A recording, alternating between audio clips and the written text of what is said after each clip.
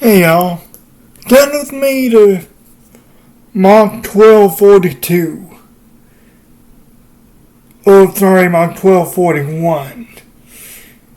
This isn't exactly in the set of verses, but I want to kind of springboard from another verse here, and my phone is messed up. So again, that's Matthew 12:41.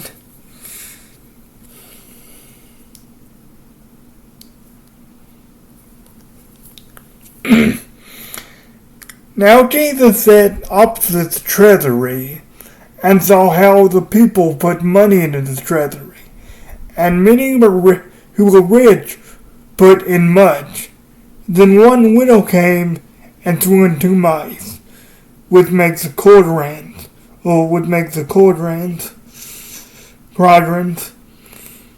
So he called the disciple to himself and said, "Authority, I say to you, that the poor widow has put in more than all those who have given to the treasury, for they are put in out of their abundance, but she put out of her poverty.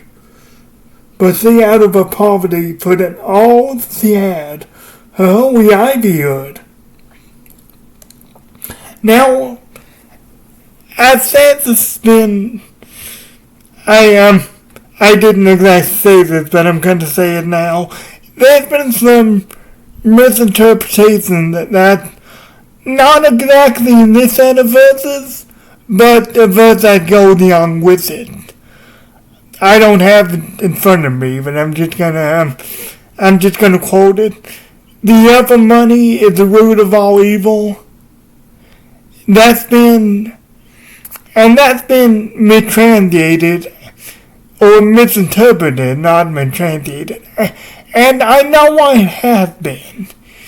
It's been misinterpreted or mistranslated to say that money is the root of all evil, but that's not the case at all. It's not wrong to want money. I mean, it's not even wrong to give out of abundance. I mean, it may seem that Jesus is saying, hey, it's wrong to give out.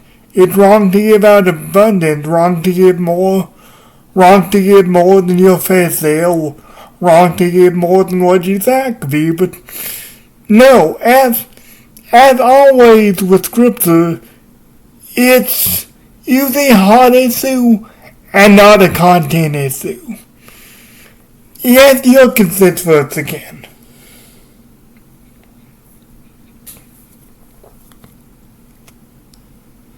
Jesus, forgive me.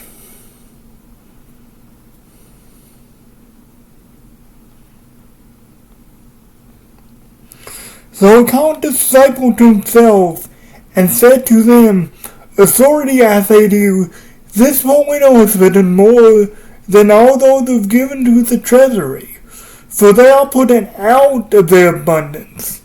That's very important. They are putting out of their abundance, but she put out of her poverty, put in all that she had, all livelihood. Notice that it said they put in out of their abundance. So basically, another way to say that is they put in to show off how much money they had. They put in to brag. And I mean, like I say, it's not wrong. It's not necessarily wrong to give out of the abundance that you have, because all of the abundance that you have has been given to you by God anyway, whether you believe it or not. But they put in to show off how rich they were, to show off how much money they had, to see. You probably heard this before. You can never outgive God. You can never impress God. And that's what they were trying to do. Not only were they trying to impress God, though maybe not necessarily, they were trying to impress the people. Impress the people around them, say, oh, look how holy I am, look how much I'm giving, look how much I'm giving up. It doesn't hurt me because I'm rich, you see, I can afford to give much. But this widow, this old lady was out of the way. Husband had died. We can assume she's called a widow in the text. This widow was out of the way. She was not making a spectacle out of herself. She just put in a 2 coins. Her entire livelihood, Jesus said. Now this is what Jesus is saying this. Jesus knows the inside and out, even if this woman and Jesus had never spoken to before. Jesus still knows the inside and out. So he sees her and he commends her. Hey, thanks for not bragging. You gave your 2 mites, and that's very telling. She could have bragged. He acts the rich people brag and say, hey, look, I need these 2 coins, the 2 mites for food or rent or to invest or something like that. But instead I'm giving it to treasury. Look at me. I'm so good. I'm so trusting in God. Look at me. But no, she was out of the way. She trusted God with that because she didn't necessarily know how it was going to turn out, and we don't necessarily know it's going to turn out.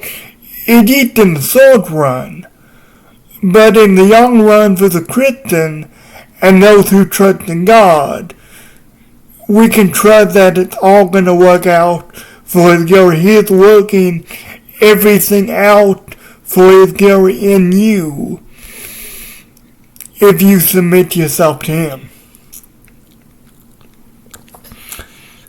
It's funny. I was gonna say this too. It's funny. I don't know how many of you remember the soul George Lopez. Not the talk show he had now. I think I have a talk show with the same name. But that old show where George is living with his family, the factory worker, and it came out in like 2001 or 2000 or something. But it's a good show. But it ends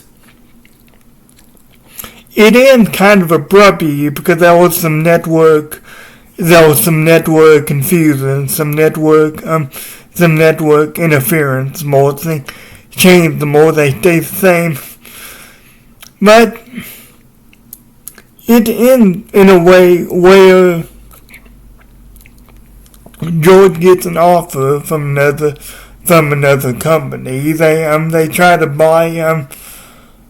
They try to buy him out, sell the factory, and he's offered a nice position as the manager of this factory, of this plant, presumably for way more money than he's making now. And it unfortunately doesn't have a chance to end, doesn't have a chance to get to give us a series finale. But how it ends thus far was George rejects the offer, rejects the money. It's kind of confusing. The episode goes from his wife, Angie, supporting him 100% to not anymore, and to just it's sort of confusing. But the point is, it always kind of struck me as I get older how no TV show ever ends with the main character just making a lot of money. And I mean a lot of money, just financially secure for a family and everything. They say family is the most important thing, but it is. But you can also think about how no TV show ever ends with the main character. The main character's hard work paying off, just making a lot of money for himself and his family. It never went that way. It's a little curious, but like I say, it has been reconstrued and recontextualized. That verse for the of money is root of all evil. It's been reconstrued and recontextualized. By people who don't know any better, by people who want to obfuscate, the meaning of the verse for their own purposes, for their own agenda. Then recontextualize say money is the root of all evil. Well, no. Money is given to us by God, and that could be another reason. I don't have any legit evidence or anything, but that could be another reason why TV shows never end like that, because they want to reinforce kind of that mantra, kind of separate the love of money from money itself. But it does say the love of money is the root of all evil. Basic greed is the root of all evil. We cannot yet, if we rely on money for joy, not a happiness, because happiness is feeding, but if we rely on money for joy instead of relying on God for joy, then we're gonna be disappointed. But it is possible to honor God with your money, which this widow did, and this rich people. They may have thought they were, or they may have wanted to give the youth and to the people that they were, but they weren't, because like I say, it's a heart issue and not a content issue. They were bragging how much money they had, not necessarily how blessed they were, but they were bragging how much money they had, basically saying, "Oh, look at me! I'm so good. I'm so wise.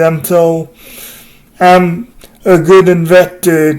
All that, without realizing that the money they have was given to them by God anyway, and it can be easily taken away. God can easily take that money away if they're not careful.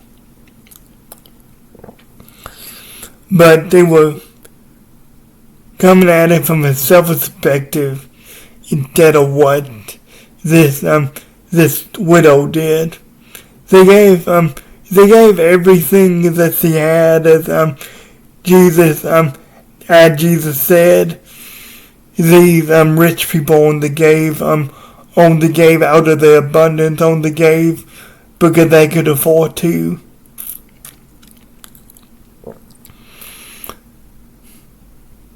Okay, so the bottom line is if someone tries to recontextualize the verse for you, I've seen this done a couple times, and they try to recontextualize the verse by saying, "Hey, money is the root of all evil. You shouldn't have all this money."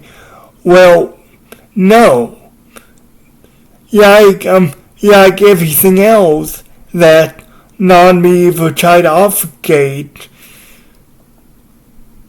they've taken out a few key words, just like the devil did. That the love of money, basically greed, is the root of evil, not leaning on God, but leaning on yourself, leaning on your financial security. Because honestly, I want to be a success. Quote, success. I want to have a lot of money. I'm writing books just for that purpose. I mean, not specifically for that purpose. I'm writing books to honor God first and foremost. And if you do something to honor God first and foremost, then security for yourself will follow. Everything else will fall into place if you do honor God. If you do honor God first and foremost with what you do. Even if it seems like you're going nowhere, God will honor you if you honor Him and if you just keep at it. Guys, I love you. God bless you. And I'll see you probably next week, but I'll see you when I see you.